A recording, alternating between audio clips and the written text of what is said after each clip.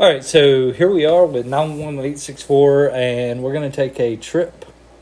We are, but let's recap. We haven't been here in a while because we've been doing the EKG mini series. Yeah. We attempted to do another session of it July 4th, actually, but I had COVID. Of course, we didn't know that at the time, and I was mentally checked out. And then I actually texted Mike and was like, we got to redo that because it's not good enough for our viewers. And he agreed, and then I told him I had COVID, so it was wonderful. Anyway, but we're back and in good health at this point. You feeling better? I'm feeling better. Do you have any major symptoms? Not really. I was just tired, and I was like, hell, man. I just turned 42, so I thought maybe that was it. And I traveled some or whatever, and I was like, and then the next day I was like congested and was tired, and I was like, oh, man. Yeah, so the only thing I thought would be interesting before we start our journey here would be just a couple updates coming down the pike soon, and I'll try to post it to the website. I'm actually hosting Cadaver Lab through Teleflex in October. Yeah. It's going to be good. I think I emailed it out. So I appreciate you guys all going. It's no cost to you. It's going to be great. It was great when I went. That's one thing. I think they're going to move towards the 2-gram TXA slow push in the pre-hospital. Like, the literature supports that. We just added TXA to our guidelines. Yeah, and we used to do it as 1 gram, and then they would do a drip, which is actually irritating. Then it was like 1 gram, and then they like repeat it maybe in that trauma bay. And then the literature kind of changed, and actually downstate and most of the rest of a lot of the other states, regionally, actually even in Texas, have had really good luck doing a 2-gram slow push. And then that repeat drip doesn't have to happen. Right. And so I think that is actually where the trauma team is actually moving towards in this area too, which is interesting. Good. They do that in the Midlands. So I think that we should maybe move towards that. In the air section, that's what we're going to move towards. So that's cool. The other thing I found when I was listening to MRAP recently was that for every 2 units, it used to be 4, but now it's 2 units of blood, they're really suggesting that we give 1 gram of calcium. How did I know? In those 2 units. Preservatives. Yeah, so I think that we should probably... So our guidelines actually, it's the way that it reads. And there was a lot of confusion with this too, is whether it was going to be after 2 units or after 4. What I think it's going to be after the second cooler, which will make it after 4. So now we're going to calcium, I think 3 of calcium. Does that sound... I got you. Okay, so instead of doing the calcium, like so the calcium chloride, instead of doing the gram after 2, you're just doing 3. I mean, it's a calcium sink, right? I mean, you have to refill it. So, okay, that makes sense. I thought those were interesting updates. Anything you have, or we're going to do this thing? No, just excited that you're feeling better and excited that we're able to go on this mission. I'm going to explain it to you, okay? Okay, let's do it. Because this is kind of new to you. You asked me if we wanted to finish the EKG mini-series or do this. And so I have actually, this is something I introduced at this month's CEP. We do neurological emergencies, so we really won't be able to publish it until the 29th. Okay, so, fair. I mean, it's going to take some editing anyway. So today is July the 17th. Yeah. So we'll. I didn't know I was going to have a test today. Thanks for the warning. Yeah, I appreciate it. Yeah, it's going to be fun though. It's going to be fun. Yeah. We're going to go on this mission. We're going to take 5 separate stops. Okay. And what I'm going to ask you to do is when we go to these separate stops, I want you to give me your differentials. I want you to give me your diagnosis. You understand why I'm separating those two? Because I want you to give me as many differentials as you possibly can think okay, of. Yeah. But then I want you to give me the one that you kind of sold That you're like, okay, this is probably what it is. And then any treatments. Try to stay as much pre-hospital as you can. I know you guys got all these tools, but try to stay as much pre-hospital as you can. You can dabble in the hospital world. I don't have an issue with it. I mean, it could be a great experience if we talk about both. And after we get back to Earth for the second time, and you'll see why I say that in a sec, well, maybe the third time, is that we'll debrief this thing. Oh, and cool. I'll see how good that you actually did. And I got some teaching points I want to throw out there that I know you'll want to talk about. Sure. You good to go? Yeah, let's do it. So we're going to go to Mission AEIOU. The reason why is their solar system, we have expanded. We are also one hospital system in the universe now, in the solar system. So they've reached out to us for research, education. There's been several different populations on several different planets that are having issues. Yeah, so Prisma's dominating the universe now. Is that the idea? I wasn't going to say that. Yeah. That's why I said a hospital system. Okay. But nonetheless, we're up there now. Here we are. And we're going up there, and we're going to fly up. They've asked us to help out with some research to see if we can figure out what's going on in these different populations. When I give you these symptoms and stuff, remember it's on an average of the population. Sure, okay. Fair. And I'll talk about that here in a sec. So let's get started. Let's do it.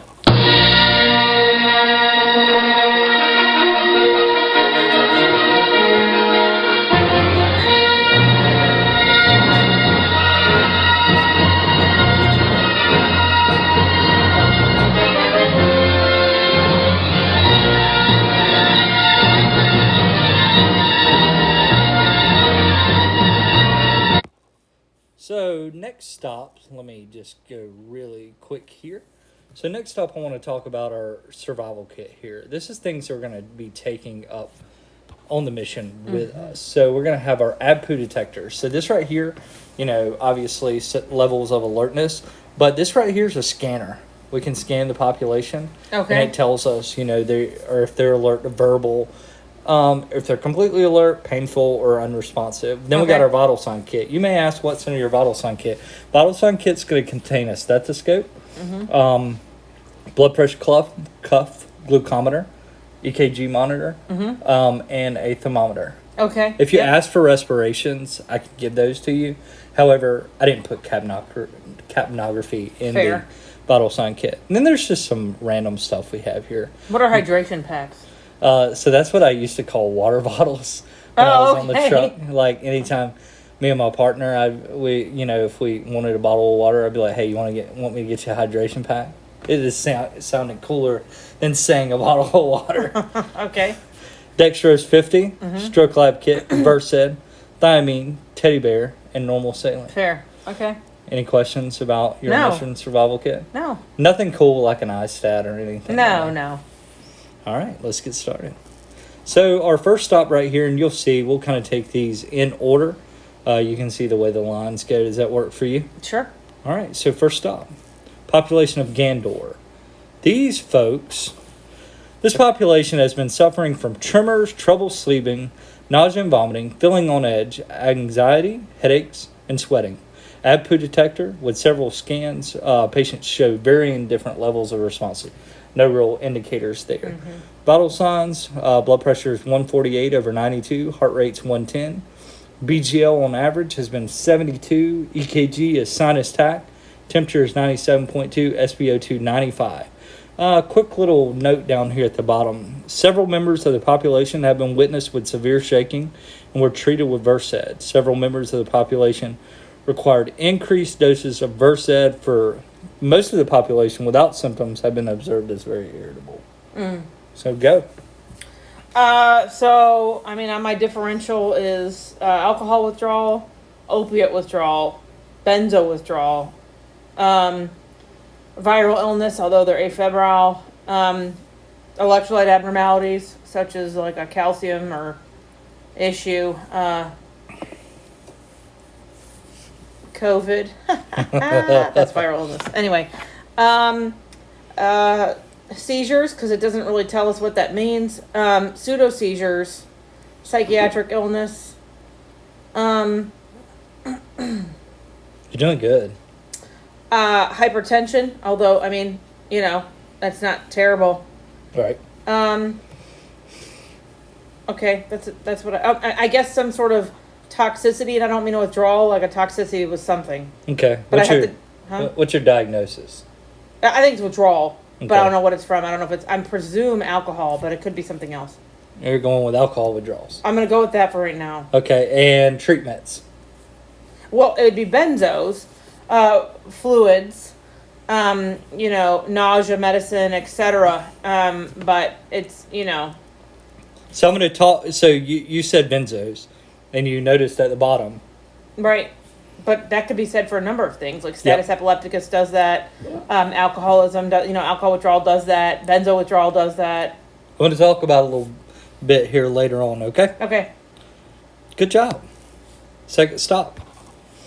Population of Uranus. Look at the separation there. Yeah, that was good. In space. My wife did that, by the way.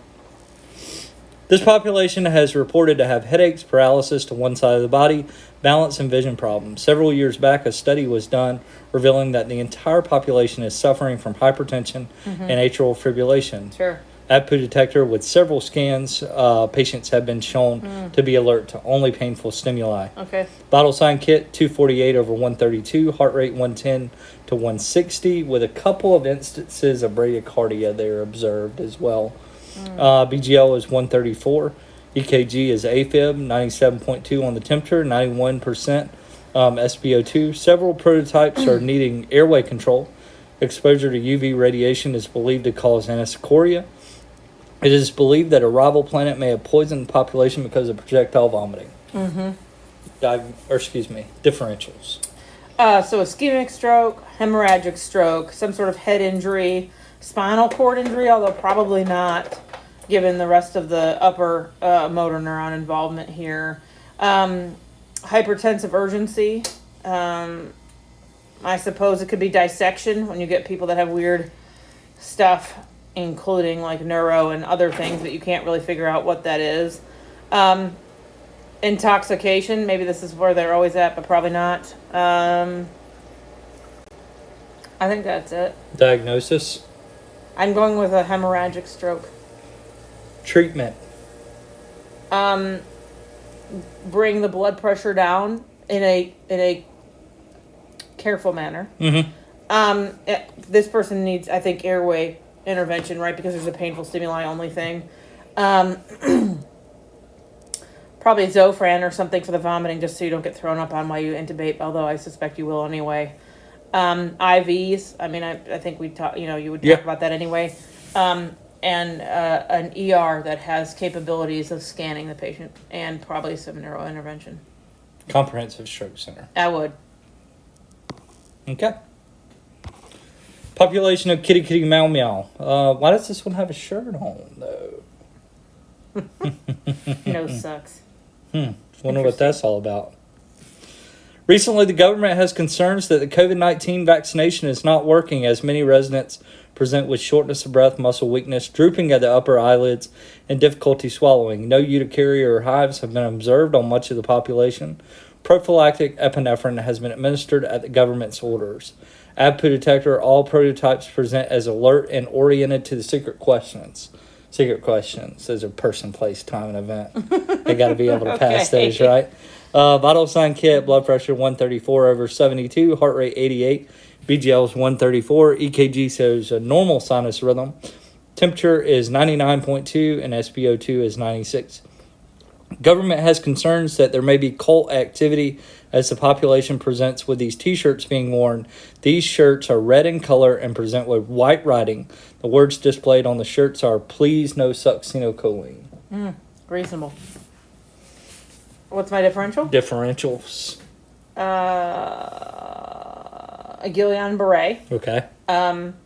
Myasthenia gravis. Okay. Stroke, although probably not. Some sort of muscle disease, like like one of the dystrophies or something like that maybe runs in the population. I suppose some sort of poisoning or toxic, like sort of botulism sort of presentation maybe, although probably not with this general consensus here. Electrolyte abnormalities, brain tumor. Let's see what they want. We're not going to give them succinylcholine. They're protecting their airway, correct? Yeah, they're alert and oriented to the secret questions. Their O2 sets 96. An IV transport, and I mean, if you'd be getting really in depth if I told you to do a tensilon test with an ice bag, but that's maybe that. But that's so. Your diagnosis, what's the one that sticks out to you? Probably, I don't know what the vaccination has to do with Nothing. it. Okay, so it's not like they just had a vaccination. No. I still think it's going to be like, I think it's myasthenia gravis. Okay. I think. All right, cool. Population of Earth. Oh, God. Welcome home. We should have had a warning about that.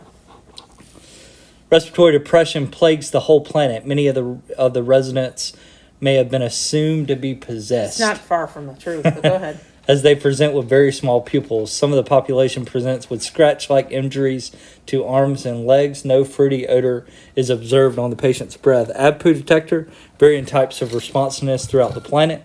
Vital sign kit, heart rate is 54, blood pressure is 114/68, BGL 92. EKG shows sinus brady, temperature 97.6, and SpO2 92. Differentials. I need the respiratory rate. Respiratory rates 10 to 12. That's irritating, and you know it. Yep. Differentials. Drug abuse, like opiate use disorder, is what I would think. Yep. Certainly infection, I suppose. Electrolyte abnormalities. There's two of them that you did that with. Yeah, metabolic stuff. Perhaps. I don't see anything that doesn't describe DKA or anything. The BGL's 92. I suspect that's probably not the case. Intoxication. Okay. Head injury, although they all have to have injured their head, which is a little strange. But I suspect it's probably opiate use. Okay. Yeah. All right. What's your treatment? Scratch fever. What's your treatment? Naloxone. Okay. Just to begin with. Yeah. That's just to one bring treatment. back a little bit of respiratory effort. Let's just see. Yeah. Although you said it was 10 to 12, irritatingly. Yeah, I did that on purpose. I know you did. But sats are a little low, so we could probably bring it back. And the day of COVID isn't really that low. No. Right. I'm just doing good. All right, so you're going with opiate overdose, all right? Well, opiate uses. Are they really overdosed if their respiratory rate's 10 to 12? Okay. All right, so you're going Just with saying. opiate use. Sure.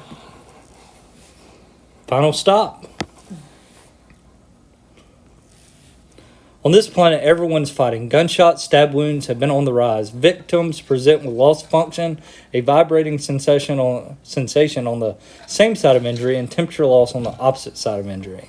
Patients affected have been found with limited responsiveness, mostly present as only responsive to painful stimuli. Blood pressure is 92/50, heart rate is 52, BGL is 72, sinus brady. Temperature is 96.8, SpO2 93. It is believed that pharmaceutical companies have pushed products relating to erectile dysfunction as many victims present with abnormal erections. I really appreciate you, but here's the thing about this case. So how do we know if they present with loss of function, a vibrating sense on one side of the body, and if they're literally only responsive to painful stimuli? We had our scanner. What scanner? Our scanner. You mean just a generalized? Yeah, Okay. we went through, done research. Okay, fine. Do Okay. you want me to give you nothing? No. I just find it weird that you can come up with the victims present with, but yet they're only responsive to painful stimuli. Yeah. Well. Yeah. I broke the rules. Spinal cord injury. Okay. Brown-Séquard lesion. All right. Final answer. No, seriously. Okay, so I could give you 400 things, right? Like a head injury, spinal cord injury, neurogenic shock is probably what it looks like because there's a low heart rate, a lower blood pressure. We talked about this in a previous episode. Right. So they're usually warm, right? Dilated. They don't look like hemorrhagic shock, although that could also be in here given that there's stab wounds and everything else happening. Yes, ma'am. But they have priapism. Right, so it follows suit with neurogenic shock of some sort. Now, whether that's spinal cord specific or head or both, it depends on where their injuries are. The one thing that I think sticks out here is all this mention of penetrating trauma. I think is what kind of haunts me. Yeah, you just can't. For this particular case, you can't just hang your hat. It's all neurogenic, right? So what would you do with this patient? You would protect their airway, but probably give them a sweet dose of epinephrine before you did that because they're going to probably code when you do that. Give them blood products, or you can do any of the drips really are fine if you give them a pressor to help with the. You would want to argue about having information, just because they're only responsive to painful stimuli. I'm just trying to help you out here. I don't want you to have nothing. Oh no! I was just You would argue. Yeah, that's what I do. Yeah, I mean, I think, the Neo, like a push of Neo would be okay too. But you don't want to hang your hat on that. Like, they're going to improve somewhat, but you want to make sure you're still looking for other stuff because there is these penetrating traumas. And they could have, like, oh, yeah, spinal cord injury, head injury. Oh, and in addition, they're bleeding out because they've got, a spleen that's a disaster or something. Anything else? I really feel like my phone keeps going off, and it's not. It's your dog. Just so you know. Carry on. So our last stop is we're going to return home. Okay. When we come back, we're going to talk about how well you did with your differentials, diagnosis, and treatment. Oh, boy. So when we come back, we'll go ahead and reveal it. Oh, man. I'm going to be honest with you. You did very, very good. I did? You did. I don't believe you.